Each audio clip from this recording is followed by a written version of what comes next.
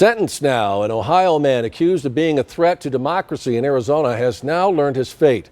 This as the Justice Department took action for threats made against the state's former top election official and others. News 4 Tucson's political specialist Eric Fink has more from Phoenix on a federal crackdown on those who threaten election workers.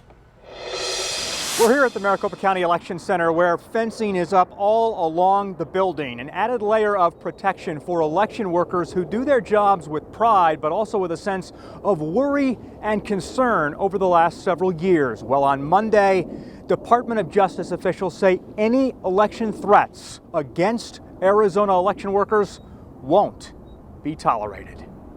These are the first responders of democracy. These first responders overseeing our elections getting some reassurance Monday from the Department of Justice and FBI. Federal officials promise to keep them safe and prosecute those who promise to harm them, including Joshua Russell of Ohio, who was sentenced to 2.5 years in prison after calling then Arizona Secretary of State Katie Hobbs during the 2022 primary and general elections 3 separate times. Federal officials say Russell threatened to put Hobbs in the ground or in a grave.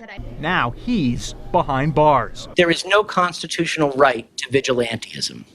There is a common denominator in many of these cases: election denialists announcing an intent to violently punish those who believe they have wronged them, often with a threat of arrests leading to executions for treason. Debate on public issues should be robust and may well include vehement, caustic, and sometimes unpleasantly sharp attacks on government officials. But death threats are not debate. Death threats do not contribute to the marketplace of ideas. Death threats are not First Amendment protected speech. Maricopa County Supervisor Bill Gates also dealt with death threats and harassment for just trying to do his job, oversee elections in our state's largest county, and protect a cornerstone of our democracy: free and fair elections. Safe and secure and transparency is a hallmark of how we run elections in Maricopa County.